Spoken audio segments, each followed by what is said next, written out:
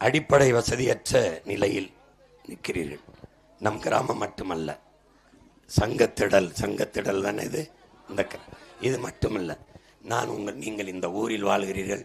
உங்கள் மகன் இந்த நாட்டில் ஒவ்வொரு ஊரிலும் வாழ்கிறேன். எல்லா ஊருக்கும் சென்று வந்திருக்கிறேன். 15 ஆண்டுகளாக கவலை, கண்ணீர், மனுக்கள், குறைகள், இதை தவிர உங்கள் மகன் எதையுமே பார்க்கல. இந்த நாட்டில் நடந்த எல்லா போராட்டத்திலையும் முன்னாடி நின்றுருக்கேன். எல்லாரும் இந்த தோல்ல விழுந்து அழுதுருக்காங்க. இந்த தோல்ல கண்ணீரை தொடச்சிருக்கேன். கட்டி பிடிச்ச அழுத தாய்மார்கள், என் தாயை ஒற்ற உங்களை போன்ற தாய்மார்கள் கவலையோடும் கண்ணீரோடும், என் அப்பா வயதை ஒத்தவர்கள் அழுதது ஆவேசமாக, கோபமாக, சீமான் கத்துகிறான், கோபப்படுகிறான் என்று நான் கேட்டேன். என்னைக்காவது உன் தாயின் வயதை நிறைந்த தாய் உன் கண் முன்னாடி அழுது பார்த்திருக்கிறாயா? உன் அப்பா வயதுக்கு நிகரான ஒரு பெரியவர் கையை பிடித்து ஐயா என்று அழுது கலங்கி நின்றதை பார்த்திருக்கிறாயா? அந்த கண்ணீரை ஒரு தடவை பார். எனக்கு வந்த கோபம் வந்தால் நீ மனிதன், இல்லை என்றால் நீ இறந்த பிணம்.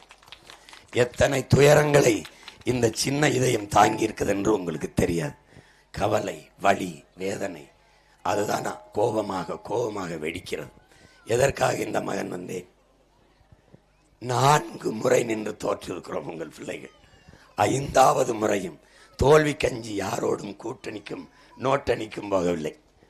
பேரம் பேசி 1000 கோடி 2000 கோடி, அந்த பதவி இந்த பதவி, தெருக்கோடியில் கூட நிற்பனே ஒழிய, என் இனத்தை விட்டு என் இன மக்களுக்காக நிற்பனே ஒழிய எங்கும் வரமாட்டேன்.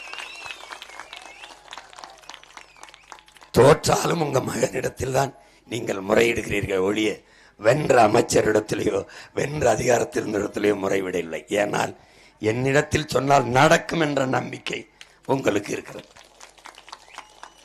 நாடு செய்யவில்லை என்றாலும் ஒற்றை மகனாக நான் உங்களுக்கு வேண்டியதை செய்ய முடியும்.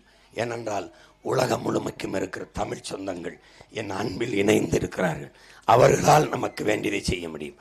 அரசாங்கம் செய்ய முடியாதை அன்னை தமிழினம் இணைந்தால் செய்ய முடியும்.